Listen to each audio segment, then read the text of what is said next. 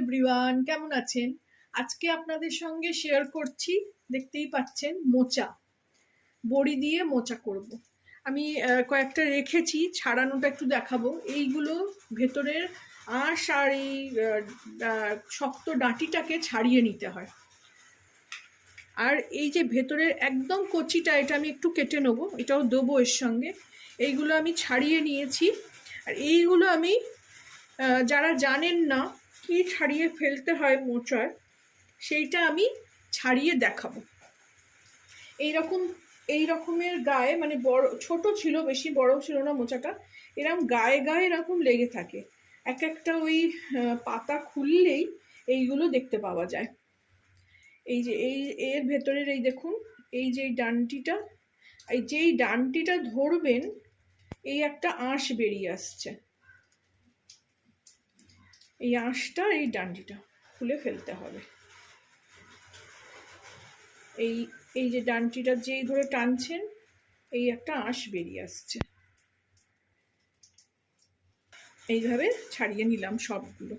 এইটা আমি কুচি কুচি করে কেটে নিয়ে ফেরত আসছি। যে কলাগুলো দেখুন ছাড়িয়ে নিলাম, আপনাদের দেখালাম, ছাড়িয়ে নিলাম ভেতরের আঁশটার এটা। আর এইগুলোকে এবারে এই একসঙ্গে করে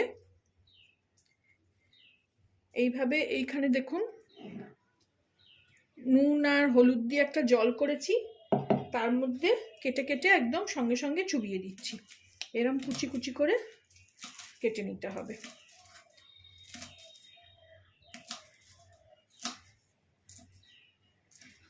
সবটাই কাটা হয়ে গেছে, এটাও আপনাদের দেখিয়ে দিলাম। কেটে সঙ্গে সঙ্গে এই নুন আর হলুদের জলে এই যে এরমভাবে চুবিয়ে দিতে হবে। এইভাবে এখান থেকে তুলে ভালো করে ধুয়ে নিয়ে আমি প্রেশার কুকারে একটা সিটি মেরে নেবো। যেমন কচুর শাক, মোচা, এগুলো একটা করে সিটি না মারলে সেদ্ধ হতে চায় না। তো আমি এটাকে জল দিয়ে সিটি মেরে নিয়ে আমি ফেরত আসছি। এই দেখুন ধুয়ে নিয়েছি, কুকারে দিয়ে দিয়েছি অল্প জল দিয়ে, যতটা ডুবেছে। তাতে 1 চামচ মতো নুন আর একটু হলুদ দিয়ে এটাকে আমি কুকারে একটা কি দুটো কম আঁচে বসিয়ে দেবো প্রথমে।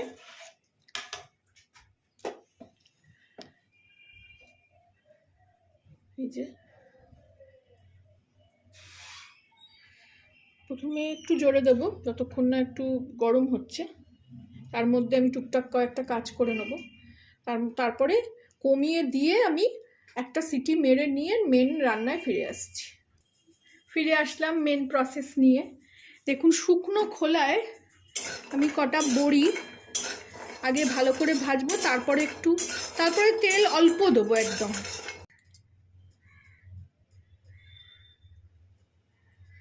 ফুল আঁচ আছে, তেলটা গরম হয়ে যাবে আপনি আপনি।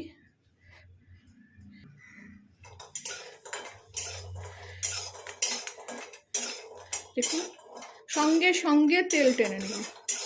বেশি তেল খাবো না বলেই আগে শুকনো খোলায় ভাজলাম, তারপরে এইভাবে ভাজলাম। নিয়ে দিলাম আঁচটা, ভাজা হয়ে গেছে। আর এদিকে দেখুন এই যে মোচা ঢেলে নিয়েছি ঝুড়িতে, আর জলটাকে বেশ চিপে বের করে নিয়েছি। এর ওপরেই আমি বড়িগুলোকে তুলে নেব।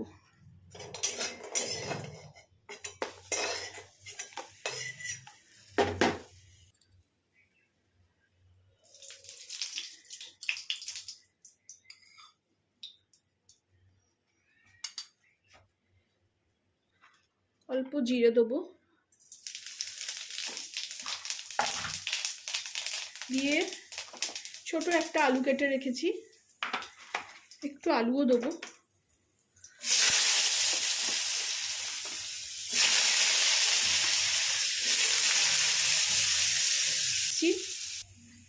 দেখুন আলু বেশ লাল করে ভেজে নিয়েছি। এর মধ্যে আমি দুটো কাঁচা লঙ্কা দিয়ে দিলাম ছিঁড়ে। আর এখানে আমি ওই আদা আর জিরেটাকে বেটে নিয়েছি, ওটাও দিয়ে দিলাম।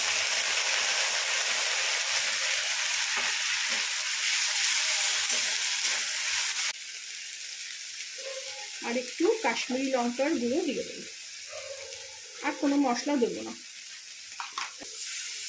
মশলাটা কষিয়ে নিয়ে ফেরত। দেখুন মশলা কষানো হয়ে গেছে, আলুও দেখুন সেদ্ধ হয়ে গেছে।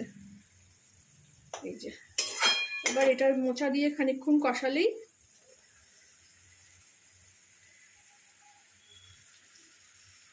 আলু মোটামুটি না পুরোই সেদ্ধ হয়ে যাবে।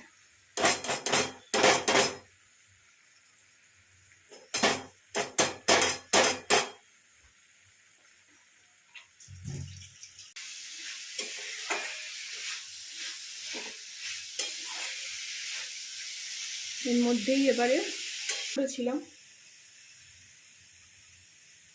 এটা একটু মানে মিষ্টি মিষ্টি খাবার, বেশি নোনতা হবে না।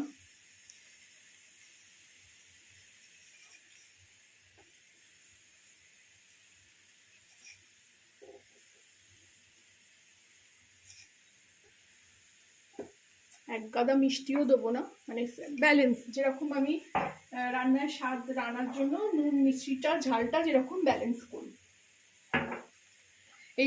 এইভাবে আমি এটাকে ভালো করে কষিয়ে নেব।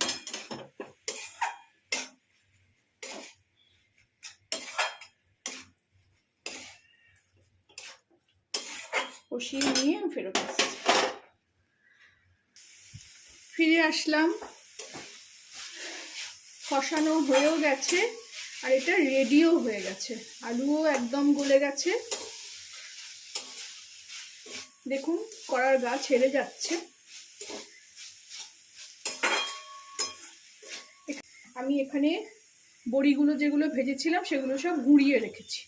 এই দেখুন আমি এগুলো ওপর থেকে এগুলো এরকমভাবে দিয়ে দেবো,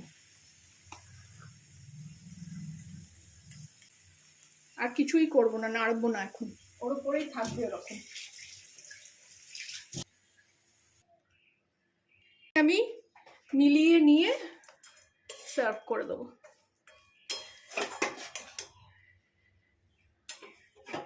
আপনারাও এইভাবে বানাবেন,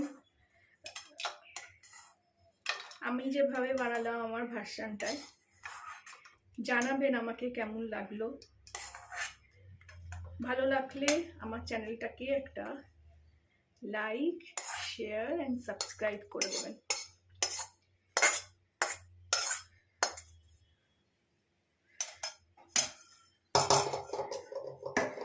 রেডি টু ইট বড়ি মোচা।